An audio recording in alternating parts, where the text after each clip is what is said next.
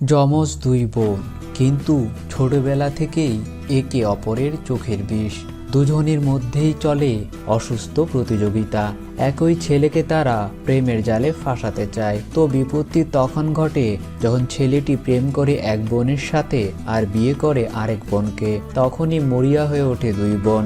তাদের দুজনের প্রতিযোগিতা হয়ে ওঠে আরো নোংরা। নিজের বোনকেই ফাঁসাতে কতটা নিচে নামতে পারে আরেক বোন, সেটাই দেখব আজকের গল্পে। মুভির নাম দৌপাত্তি।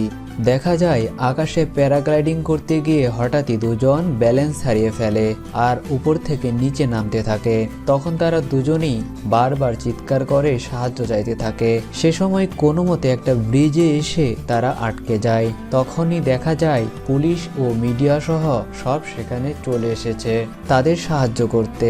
কোনো মতে তাদের দুজনকে সেখান থেকে উদ্ধার করা হয়। মেয়েটাকে দেখে মনে হচ্ছে সে প্রচন্ড ভয় পেয়ে আছে। তখনই পুলিশ অফিসার জ্যোতি তাকে তার সাথে নিয়ে পুলিশ স্টেশনে চলে যায়, আর অন্যদিকে ছেলেটাকে পুলিশ ধরে নিয়ে লকআপে আটকে দেয়।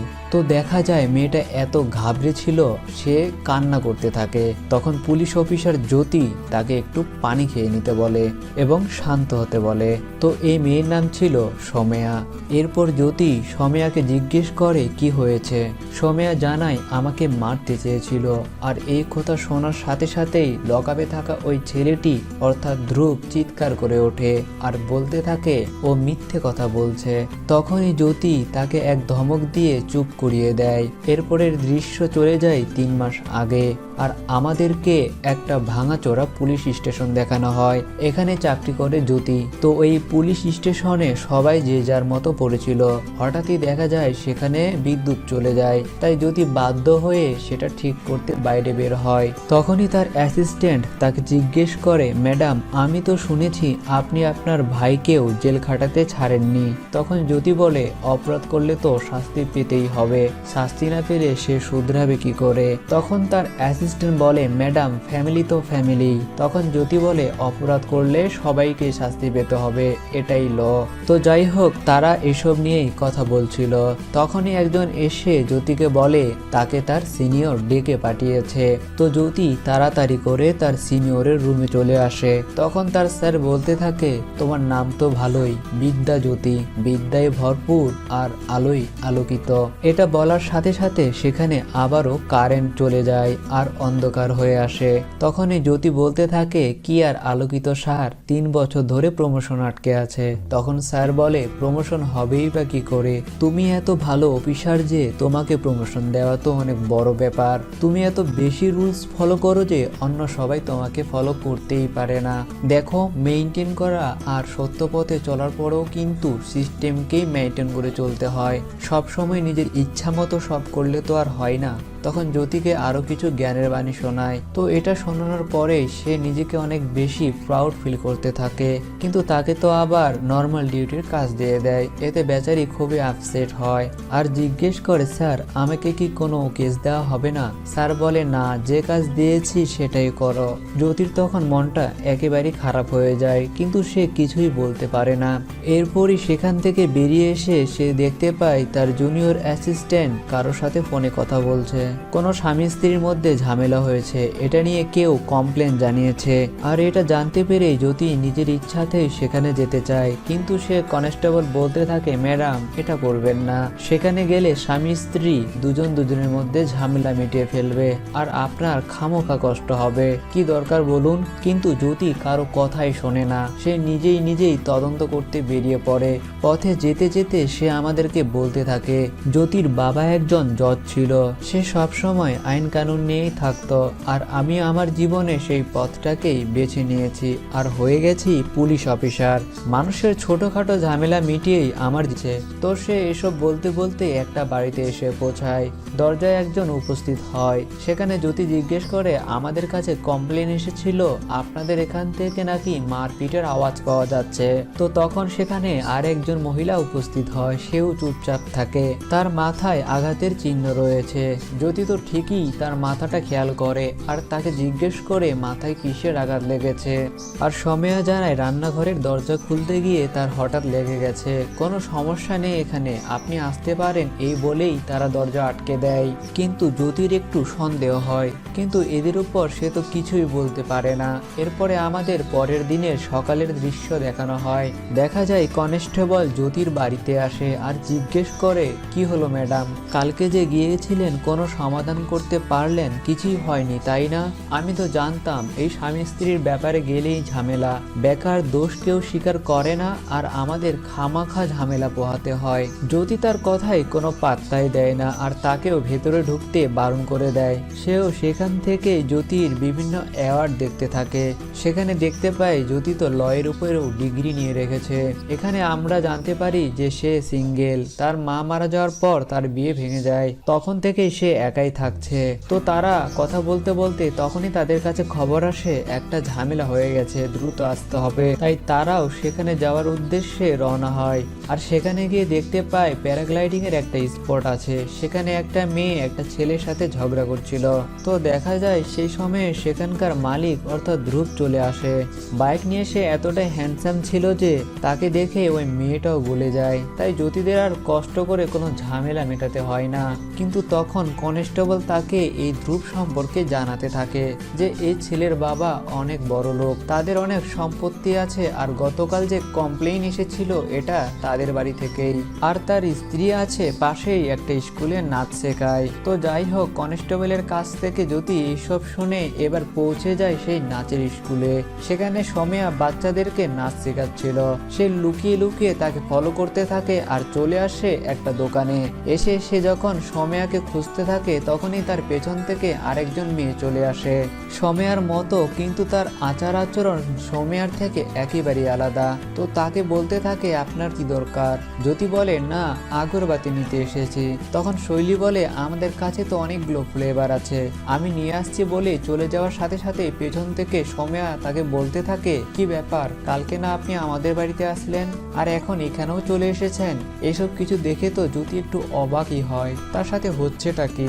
একই রকম দেখতে দুজন। তখনই আবার ওই মেয়েটাও চলে আসে আর বলতে থাকে, এই যে দেখুন অনেক ধরনের আগরবাতি আছে। কিন্তু জ্যোতি কি বলবে, সে তো দুজনকে দেখে একেবারেই হাও হয়ে যায়। তখনই মেয়েটা জানায়, আমরা আসলে যমজ বোন। জ্যোতি এতটাই অবাক হয়ে যায়, সে সেখান থেকে এক মুহূর্তেও দেরি না করে ওই দোকান থেকে বেরিয়ে আসে। আর তার একটা অভ্যাস ছিল, তার সাথে যা যা হতো সে সবসময় সেগুলো মোবাইলে রেকর্ড করে রাখতো। তাই সেখানে বলতে থাকে যে কি দরকার ছিল এই মিতা আর ফিতার চক্করে পড়ার, একই রকম দেখতে দুজন, আমি তো কিছুই বুঝতে পারছি না। আর এই মেয়ের যদি স্বামীর কাছ থেকে চড়থাপ্পড় খেতে ইচ্ছে হয় তখনই তার পেছন থেকে সেই রাতের ওই মহিলা এসে ডাক দেয়, সেদিন আমি ফোন করেছিলাম। তো এরপরেই তারা দুজন একটা জায়গায় এসে বসে। মহিলা জ্যোতিকে বলতে থাকে যে সৌম্যার আপনার প্রয়োজন। জ্যোতি এটা শুনে তাকে জিজ্ঞেস করে কেন? তখন তার শাশুড়ি বলে, কারণ সৌম্যা তার স্বামীর বিরুদ্ধে নিজে থেকে কখনোই কিছু বলবে না। জ্যোতি বলে, কেন? এতটাই স্বামী ভক্ত নারী হতে ইচ্ছা হয় নাকি তার? তখন ওই মহিলা বলে, ও আসলে হাঁটতে পারবে না, ওর বোনের কাছ থেকেও হাঁটতে পারবে না। তো এরপরেই সৌম্যার ছোটবেলার কাহিনী বলতে থাকে। এখানে আমরা জানতে পারি এই মহিলা আসলে সৌম্যার ফুপু। সৌম্যা শান্ত প্রকৃতির হলেও শৈলী ছিল বেশ চঞ্চল। তাদের যখন 5 বছর তখনই তাদের ফুপু তাদের বাড়িতে থাকতে শুরু করে, কিন্তু তার কয়েক বছর পরই তাদের মা মারা যায়। তখন থেকে সৌম্যা প্রায় অসুস্থ হয়ে পড়ে, তার প্যানিক অ্যাটাক হতো। তাই তার ফুপু তার একটু বেশি কেয়ার করত, যা শৈলীর একেবারেই পছন্দ হতো না। আর ছোট থেকে তাদের দুই বোনের মধ্যে সবসময় ঝামেলা লেগেই থাকতো। তবে সবসময় সৌম্যা যেটাই করতে চাইতো, যেটাই নিতে চাইতো, শৈলীও সেটাই নিতে চাইতো। তখন তাদের এই ঝামেলা দেখে তাদের বাবা তাদেরকে আলাদা করার জন্য শৈলীকে হস্টেলে পাঠিয়ে দেয়। আর এর কয়েক বছর পর তাদের বাবাও মারা যায়। এরপর থেকে তাদের ফুপুই তাদের দেখাশোনা করে আসছে। এরপর থেকে তারা তাদের ফুপুর কাছেই থাকতে শুরু করে আর তাকেই আম্মা বলে ডাকতে থাকে। ধীরে ধীরে সৌম্যা শৈলীরা বড় হয়ে ওঠে। তো একদিন সৌম্যা যখন ঘুরতে বের হয় তখনই তার দেখা হয় ধ্রুবের সাথে। ধ্রুব তখন তাকে অনেকগুলো ছবি তুলতে সহযোগিতা করে আর এতে সৌম্যা বেশ খুশি হয়। ধ্রুব প্যারাগ্লাইডিং এর জন্য একটা স্পোর্ট ক্লাব চালাতো, তাই সে তাকে তার সাথে প্যারাগ্লাইডিং করতে বলে। কিন্তু সৌম্যার তো উঁচুতে ভয় ছিল, তাই সে যেতে চায় না। ধ্রুব তাকে অনেক বুঝিয়ে প্যারাগ্লাইডিং ভেঙে নিয়ে যায়। সোমিয়া প্রচন্ড ভয় পেলেও পরবর্তীতে ধ্রুবের কথায় সে শান্ত হয়। আর এত সুন্দর দৃশ্য দেখে সে তার নিজের মায়ের কথা মনে করে। এরপরে আকাশ থেকে তারা নিচে নেমে আসে আর সোমিয়া তখন ধ্রুবকে জড়িয়ে ধরে এবং থ্যাঙ্কস জানায়, কারণ এতটা সুখ এর আগে সে কখনো বোধ করেনি।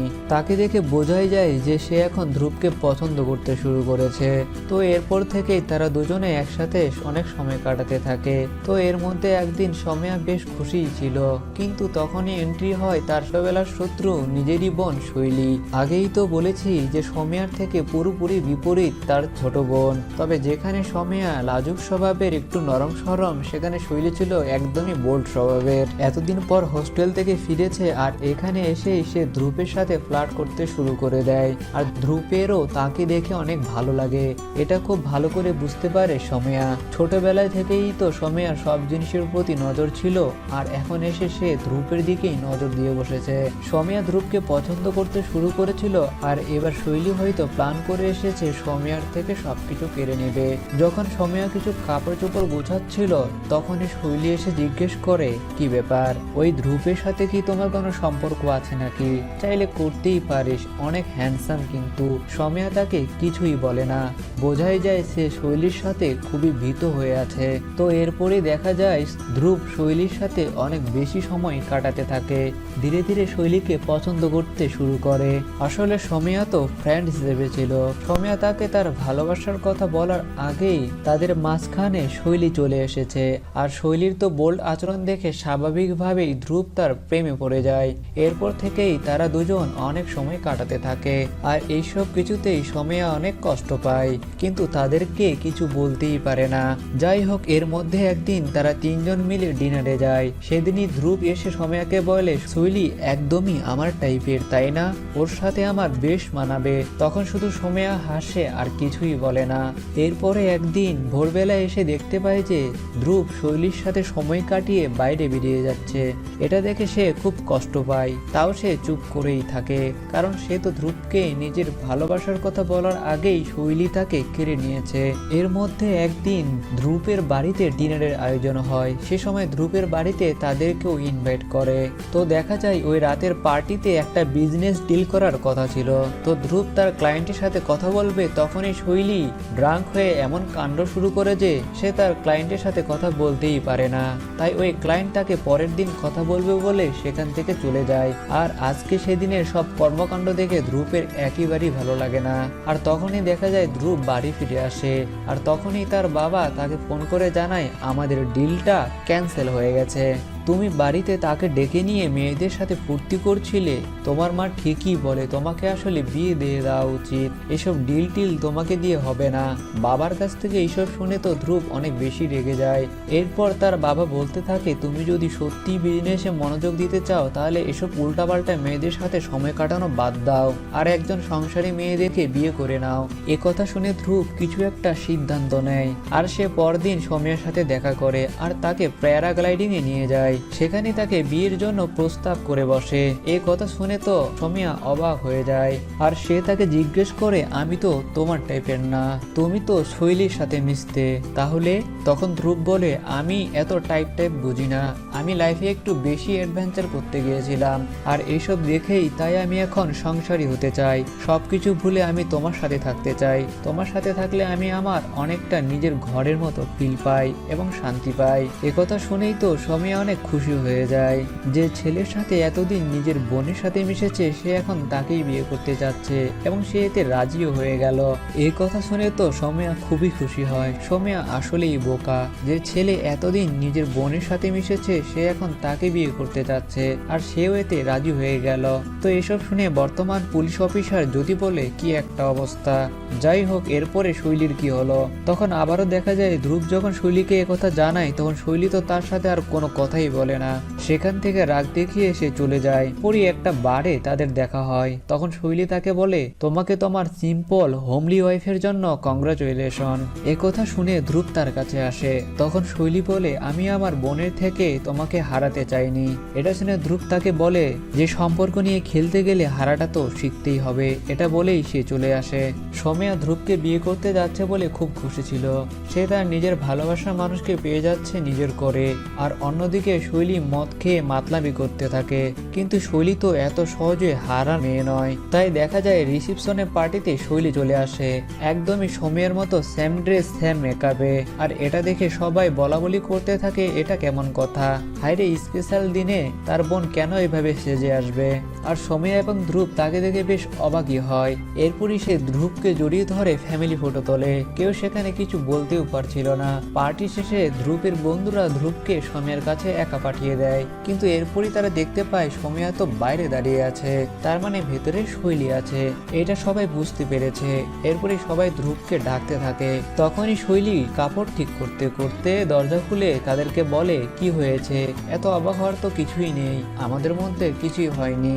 সমীয়া বলে, এখন তো বিয়ে হয়ে গেছে, তাই দয়া করে আমাদের জীবন থেকে দূরে থাক। তখন শৈলী তাকে বলে, আচ্ছা শোন, ধ্রুবকে তো তুই পেয়ে গেছিস। এ বলেই সে হাসতে হাসতে চলে যায়। এতে সমীয়াও বেশ ঘাবড়ে যায়। এরপরে দৃশ্য বর্তমানে আসে, আর জ্যোতি সমীয়ার ফুপুকে জিজ্ঞেস করে দুই বোনের মধ্যে এত শত্রুতা। জ্যোতি তখন জিজ্ঞেস করে, আচ্ছা ঠিক আছে, তো মারধরের ঘটনা এসব কবে থেকে শুরু হলো? সমীয়ার ফুপু বলতে শুরু করে যে বিয়ের কয়েক মাস পর থেকেই হঠাৎ করে ধ্রুবের রাগ বাড়তে থাকে, আর তাদের বিজনেসও খুব একটা ভালো যাচ্ছিল না। আর এইসব সবসময় সময়ের উপরে সে ঝাড়ে। সে তার গায়ে হাত পর্যন্ত তুলতে শুরু করে, কিন্তু সমীয়া কখনো কাউকে কিছু বলে না। সে সবসময় চুপ করে থাকে, সে কখনো কমপ্লেনও করবে না। এটা শুনে যদি বলে, তাহলে আর লাভ কি?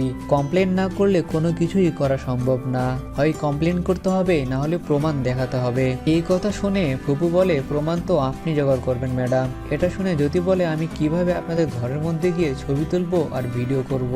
আপনারও তো কিছু করতে হবে, তাই না? তখন ফুপু আর কিছুই বলে না, তার দিকে অসহায়ের মতো তাকিয়ে থাকে। জ্যোতিও বুঝতে পারে তাকেই এখন কিছু করতে হবে। এরপরে সে কি করে এটাই দেখার পালা। যাই হোক, এরপর রাতের বেলা দেখা যায় ধ্রুবদের বাড়ির দৃশ্য। সমীয়া রান্না বান্না করছিল, শৈলী উল্টাপাল্টা কথা বলতে থাকে। তখন তাদের ফুপু শৈলীকে বলে, তুই এখান থেকে কবে যাবি? শৈলী বলে, যখন জিজু বলবে তখনই যাব, সেই তো আমাকে এখানে থাকতে বলেছে। ফুপু বলে, শোনো, এসব উল্টাপাল্টা কথা বাদ দিয়ে। তখন শৈলী তাকে বলতে থাকে, আমার বাড়িতে কাজ চলছে, সেটা হয়ে গেলেই চলে যাব, এতদিন একটু ফ্যামিলির মধ্যে থাকি। এসব উল্টাপাল্টা কথা শুনতে শুনতে সমীয়ারও প্রচন্ড রাগ হয়, আর সে ভুল করে খাবারের মধ্যে বেশি করে ঝাল দিয়ে দেয়, যা সে নিজেও খেয়াল করে না। যাই হোক, তো রাতের বেলা ডিনার করার সময় সে ক্লায়েন্ট আবারও এসে ধ্রুবের সাথে ডিল করে, যার সাথে এর আগেও একবার ডিল ক্যান্সেল হয়ে গিয়েছিল। তো খাওয়ার সময় ধ্রুব বলে, আমাদের ডিলটা তো এবার পাক্কা অন্তত। হ্যাঁ বলবে, তখনই দেখা যায় তার খাবার খেয়ে এত ঝাল লাগে যে সে একেবারেই অস্থির হয়ে পড়ে। এটা দেখেই তো সমীয়াও ঘাবড়ে যায়, আর বলে, আমি এখনই ঠিক করে আনছি সবকিছু। ধ্রুব তখন অনেক বেশি রেগে যায়। সে সময় দেখা যায় ধ্রুব উঠে এসে সমীয়ার ঘাড় চেপে ধরে আর তাকে শাসাতে থাকে, এবারও যদি ডিলটা ক্যান্সেল হয়ে যায় তাহলে তোমার খবর আছে। তো সেই সময় দেখা যায় ফুপু এবার লুকিয়ে লুকিয়ে এইসব ভিডিও করতে থাকে। তো এর পরের দিনে দেখা যায় সমীয়া ডাক্তারের কাছ থেকে বের হয়। তখন জ্যোতি সেখানে চলে আসে আর বলতে থাকে যে, তোমার মার তো সবই দেখা যাচ্ছে, কারো কাছ থেকে লুকাতে পারবে না এসব, তাহলে কমপ্লেন করছো না কেন? তখন সমীয়া বলে, আমার স্বামী আমাকে অনেক ভালোবাসে, এজন্যই কমপ্লেন করছি না। জ্যোতি তার এসব কথায় খুবই অবাক হয়ে যায়। তারপরে দেখা যায় সমীয়াকে নিয়ে পুলিশ স্টেশনে চলে আসে, আর এরপরে ধ্রুব এসে জ্যোতির সিনিয়রকে বলতে থাকে, স্যার প্লিজ ওনাকে মানা করুন, আমাদের পেছনে যেন না পড়ে থাকে, বারবার আমার ওয়াইফকে জোর করছে আমার বিরুদ্ধে কমপ্লেন করার। তখন জ্যোতিও বলতে থাকে, স্যার আপনি বলুন, এই লোকটা তার বউকে মারে, আমি কেন বলবো না? এর বিরুদ্ধে তো ডোমেস্টিক ভায়োলেন্সে কেস হওয়া উচিত। সে সময় ধ্রুব জ্যোতিকে বলে যায়, জ্যোতি যেন পেছনে পড়ে না থাকে, তাহলে খুব একটা ভালো হবে না বলেই সে চলে যায়। তখন জ্যোতি সময়ের দিকেই তাকিয়ে থাকে, কিন্তু সময়া কিছুই বলে না, মাথা নিচ করে সেখান থেকে বেরিয়ে আসে। রাতের বেলা সময়া ধ্রুবের কাছে আসে আর বলে, আমি একটা বাচ্চা চাই।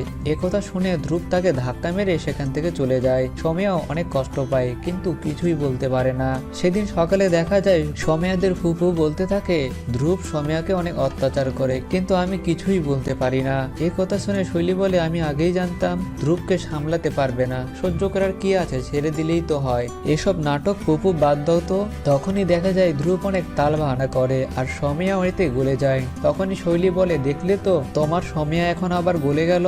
তো সেই সময় আবার শৈলী ধ্রুবের দিকে কেমন করে যেন তাকিয়ে থাকে।